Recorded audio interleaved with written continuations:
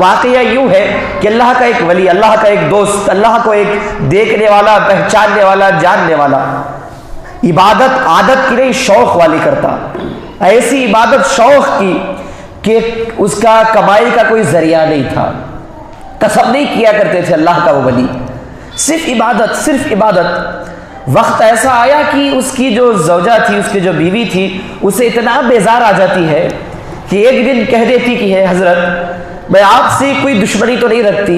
فقط بات اتنی ہے کہ آپ کو یہ ذمہ داری ہے کہ میرا اور ہمارے بچوں کا آپ کو خیال رکھنا ہے،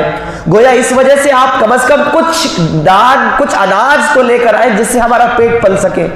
آپ جاتے ہیں، صبح جاتے ہیں، شام کو آتے ہیں، صرف عبادت کر کر آتے ہیں،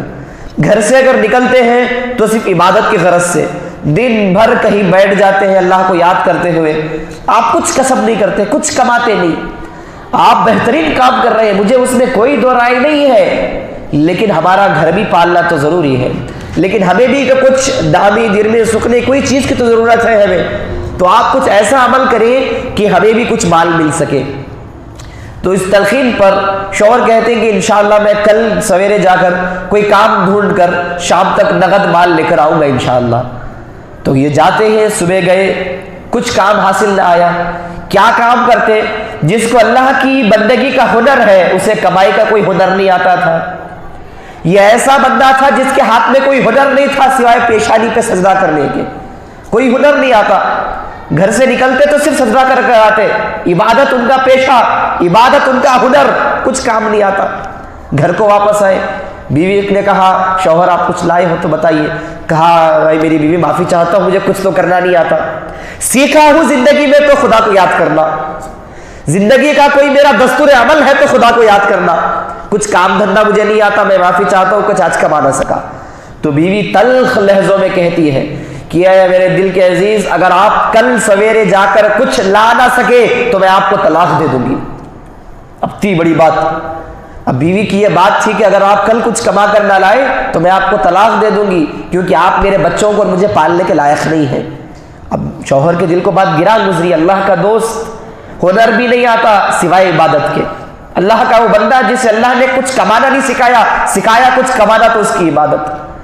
اب وہ صبح ہوئی، صبح صادق، فجر کا وقت ہوا، اللہ کا یہ دوست نکلا بازار، سوچے کہ کچھ لکڑیاں کاٹ لوں، بازار میں جا کر بیچ آؤں، ارادہ کیا لیکن ذہن میں کچھ اور خیال آیا، مصلی بچھایا، خدا کی عبادت میں مرغوب ہوا، کچھ دیر گزری، عبادت کے بعد ذکر میں بیٹھا، شام ڈھلنے کو آ گئی، دن بھر اس کی عبادت میں بیٹھ گئے، شام ڈھلنے کو آئی، اب دل میں خیال آیا اب صبح بھی ہو گئی، اب شام بھی ہوتے آئی، اب میں نے کچھ کمایا تو نہیں ہے، اب میری بیوی کے سامنے میں منہ نہیں دکھا سکتا، اب میری بیوی کے پاس اگر میں گیا تو مجھے طلاق دینے والی ہے، کیونکہ میں اس کے بچوں کو اسے پالنے کے لائق نہیں ہوں، لہٰذا میں گھر جانے کے لائق نہیں ہوں، شرمندہ ہوں۔ تو وہ شوہر کیا کرتے ہیں کہ اسی جنگل میں وہیں پر سو جاتے ہیں، رات میں گھر کو نہیں جاتے۔ دوسرا دن ہوا، ارادہ کرتے ہیں کہ آج کچھ کماؤں، تو کوئی دوسری جگہ جاتے ہیں، دیکھا، ارادہ کیا لیکن ذہن میں کوئی کام نہیں سوجا، دوبارہ مصلی بچھایا خدا کی عبادت میں۔ پھر شام ڈھلنے کو آئی، وہی واقعہ، گھر کی طرف آگے بڑھے، دیکھا گھر سامنے ہے، دل گوارا نہیں دیا گھر کو جانے کو، دوبارہ واپس کسی جنگل میں گزر کر وہیں پر رات گزار دی۔ پھر تیسرے دن دوبارہ ارادہ کیا کہ آج تو کم از کم کچھ کما کر ہی مجھے آنا ہے، میری غیرت مجھے یہ گوارا نہیں کرتی کہ میں بغیر کمائے گھر کو واپس جاؤں، میرا ضمیر مجھے گواہی نہیں دیتا۔ تو آپ کوئی بازار کو گئے، آپ جب ایک بازار گئے، کہا مجھے کچھ کام چاہے تو مجھے دلائیے، جو دکاندار تھا بھی بتاتا ہے تمہیں کیا کرنا آتا ہے، کچھ آتا ہے تو بتاؤ، وہ کہا زندگی میں سوائے مصلی بچھانے مجھے کچھ نہیں آتا، زندگی میں سوائے خدا کو سجدہ کرنے کی مجھے کچھ نہیں آتا۔ دکاندار کہتا ہے کہ تم یہاں رہنے کے کام کرنے کے لائق نہیں ہو، تمہیں کچھ کام نہیں مل سکتا۔ اب یہ مایوس ہو کر دوبارہ اللہ ہی کے راستے پر نکل کر مصلی بچھا کر خدا کے ذکر میں مشغول ہو گئے۔ اب رات دوبارہ آئی، گھر کو جانے کا ارادہ کیے، اب جب گھر جانے کا ارادہ کیے، جب گھر کے دھیرے دھیرے قریب گزر رہے تو گھر سے کچھ کھانا پکنے کی خوشبو آ رہی تھی، گھر سے کھانا پکنے کی خوشبو آئی۔ یہ خوشبو کو سن کر حیران ہوئے کہ گھر میں نے کچھ جب کما کر لایا ہی نہیں تو گھر میں کہاں سے اناج، رزق کہاں سے آیا، اور وہ بھی اتنی خوشبودار کوئی غذا گھر میں پک رہی ہے، یہ تعجب ہوا۔ تو گھر کی طرف بہرحال گئے، ہمت کی دروازے پر دستک دی، بیوی دروازہ کھولتی ہے، نئے کپڑے پہن کر ہے،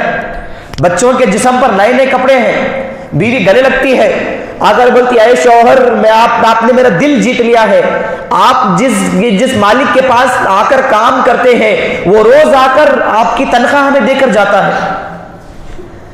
یہ پریشان، میں کس کی نوکری کیا، میں تو کسی کے پاس کام نہیں کیا، پھر یہ کون ہے جو میری تنخواہ لا کر گھر دے کر جاتا ہے؟ بیوی سے پوچھنے پر بیوی کہتی ہے کہ ہمیں تو نہیں معلوم، کوئی آتا ہے صبح سویرے، کچھ اناج دے کر جاتا ہے، کچھ کپڑے دے کر جاتا ہے، بچوں کو کھیلنے کھلونے کی چیزیں دے کر جاتا ہے، کچھ خوشبو کی چیزیں دے کر چلے جاتا ہے، نام پوچھنے پر کہتا ہے کہ تمہارا شوہر جس کا غلام ہے یہ اس کی غلامی کی نقد ہے، تمہارا شوہر جس کا وفادار ہے یہ اس کے پیسے اس کی عطا کردہ نے اس کو ملے ہیں، نام نہیں بتاتا۔ یہ شخص آنکھوں سے آنسو نکالتے ہوئے دوبارہ جنگل کی طرف جا کر مسلح بچھا کر کہتا ہے اے خدا آج میں تیری قدرت کو جانتا ہوں، میں یہاں تیری بندگی کرتا تو وہاں تنخواہ پہنچاتا تھا، میں یہاں مسلح پر تیری بندگی کرتا تھا اور تو وہاں میرے گھر کو پالا کرتا تھا، میں یہاں تیری اطاعت کرتا تھا، تیری فرما برداری کرتا تھا، تو بخوبی میرا گھر پالا کرتا تھا۔ کس کے پاس کماتا تھا اللہ کا وہ ولی؟ کسی کے پاس نہیں، کسی دکان کے پاس نہیں۔ تو معلوم ہوا کہ یہ جو تنخواہ لی آپ کس کے غلام تھے؟ خدا کے، خدا نے غلامی کی تنخواہ بھی بہجز ادا فرمائی۔ تو معلوم ہوتا ہے اللہ کا جو دوست ہو جاتا ہے اللہ اس کے گھر کو پالنا جانتا ہے، اللہ اس کے گھر کو شادگی رزق عطا کرنا جانتا ہے۔ یہ اللہ کے ولی کو کچھ نہیں آتا۔ خدا کی روایتوں میں ہے کہ آواز آتی ہے آسمانی صدا،